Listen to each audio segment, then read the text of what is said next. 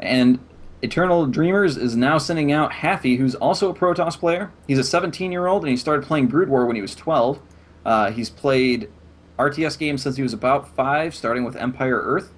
And he won the past 2 Sacramento Land Fests, and he has been the rank 1 Masters in North America a few times on StarCraft2Ranks.com.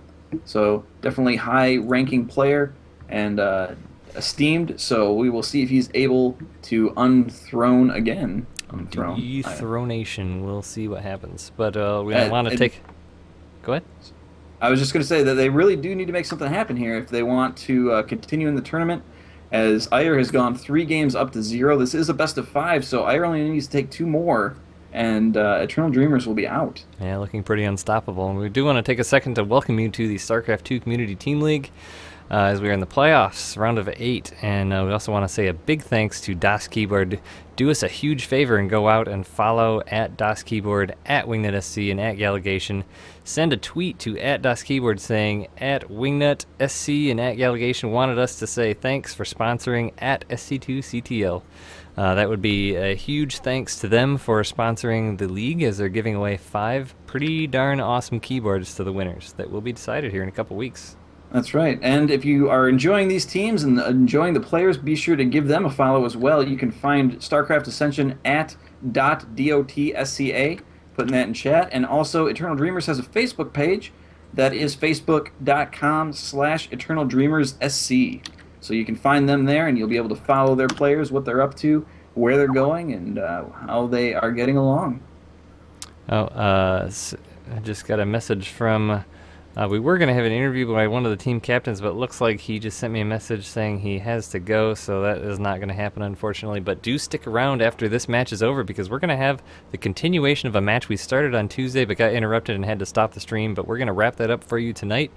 So lots of StarCraft yet to come, so thanks for watching, and as we say that, we will jump right on in to game number 4. Game number 4!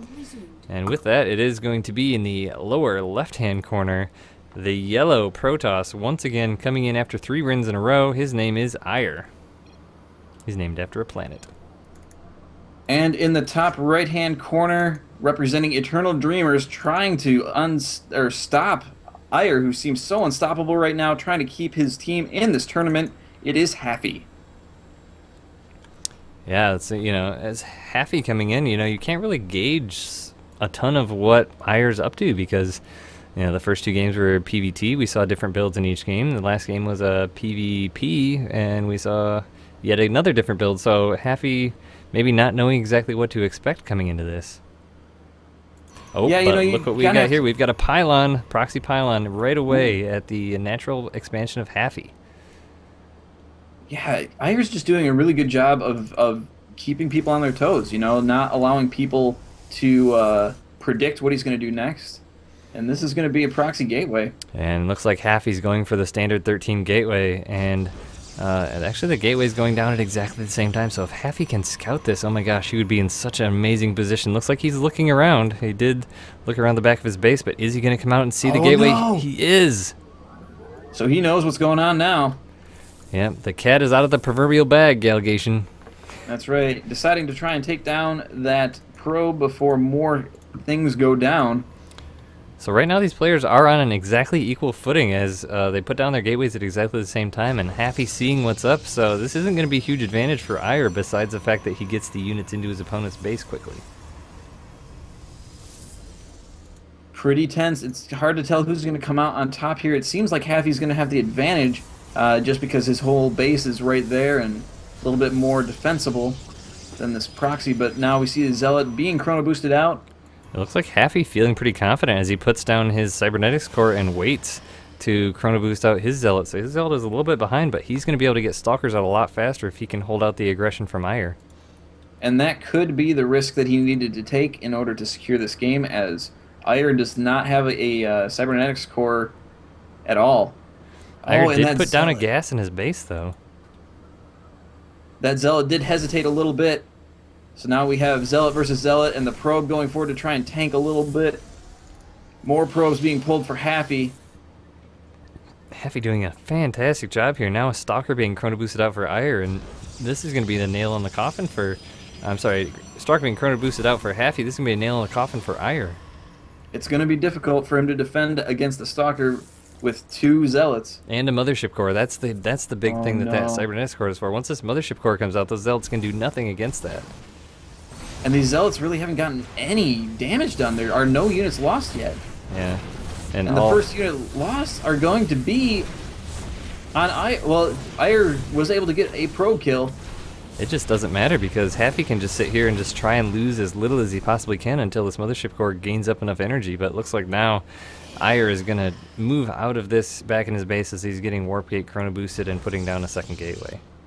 Yeah, that did not go well for Ire at all. He was able to kill 2 probes at the cost of a probe and 3 Zealots, not to mention the cost of the gateway and that pylon. That cannot feel good. He's really got to scramble to get back into this game. And so Happy with the Spidey sense in this game is really going to put him ahead. So now, you know, it didn't set Ire back too much, but the thing that's going to set him back now is he's got a gateway that's inactive. So now Happy not only is going to be in the advantage by having his Cybernetics Core faster, but he's got a whole extra gateway. And he's going to press his advantage as everything's streaming across the map now. There's a probe wandering out for Ire here, so maybe it's going to go up and try and put down a pylon next to that gateway, see if you can get it active again, possibly. That would be pretty big, as he'd be able to warp units right in and potentially make good on that gateway. Time warp going down, big engagement probes being pulled, not all of them engaging. And there's only really a Stalker and a Mothership Core there to defend against this, besides these probes. Well, and the other thing is, too, that Ire's Mothership Core was so much delayed that it is not anywhere near the energy for Photon Overcharge yet. It still needs another 12 energy. But if Happy doesn't get in here and deal with it, so he's going to give him enough time to get a Photon Overcharge. Yeah, that energy is almost there. Only 4 more energy needed. And Ire scrambling to keep his probes alive, but he also needs to keep that Mothership Core alive. If he loses that, then he's in real trouble. Photon Overcharge does go down. It's going to force these units out of his base, and he can resume mining. Yeah, it was a good push by Happy, though. I mean, if we look at the units lost, Ire has lost 17 for a grand total of just over 1,200 resources, and Happy has only lost 4. Through all of that, Happy's only lost 4 units for just under 400 resources. That's pretty incredible. And Happy, kind of with the spider sense there, does take his Stalker that was in his main down and scouts that probe just as it was about to put down a pylon on that warp gate, or that gateway. So he is now going to focus that down with the remaining units that are being warped in. And he has a robotics bay down now. He's just looking really ahead in the tech tree here. Yeah, I mean, him getting his Cybernetics Core down just a minute or so faster than Ire, taking that risk with the Zealot coming in a little bit sooner than his came out, is really the huge difference in all this tech, because it just snowballs. Absolutely, that advantage is going to be so huge, and Ire, like I said before, just has to scramble to even have a chance here. But those Immortals coming out now, huge numbers of Stalkers comparatively. Sentry, I mean, he's just got the army diversity, and Ire can't afford to have army diversity right now. He doesn't have the tech. He doesn't have the time He doesn't to have get the the tech. income. I mean, look at the unit count. It's 14 probes to 22 for Ire versus Happy. So, I mean, that's huge. Happy now sending an observer over, so he's going to get a great idea of what's going on. Looking at the gas income, I mean, Ire's only mining just under 50 gas per minute, whereas Happy's mining just over 200. So the gas differential is the difference here, is Happy's getting all the gas for all the tech. Ire deciding that his only option here is to double down, putting a proxy pylon again to warp in some Zealots to join these Stalkers. He's going to be greeted by Stalkers and an Immortal, a couple sentries, so he might have an uphill battle here, especially with those force fields. And looking at the army supply, Happy is way ahead, so just a couple force fields here to separate a few Zealots and a couple Stalkers is all he's going to need. Yep, and there goes one of them, separates 2 Zealots off. The Mothership Core does fall, and there's the GG. GG, so, I mean, just a Spidey sense game right there for Happy. I mean, it's just incredible that he was able to scout that. Yeah, you know, I mean, it only takes so many times of losing to that type of thing to realize I probably should scout in the early game. And how many times have you lost a game by someone proxying something that you just should have scouted, but you didn't? Yeah, happens to everybody, and these guys definitely learn from their mistakes. That's how they get where they're at. So Happy able to capitalize on that, scouts the early game aggression, and is able to counter it. So Iyer does lose, putting our score now at 3-1. Happy moving forward, and Iyer getting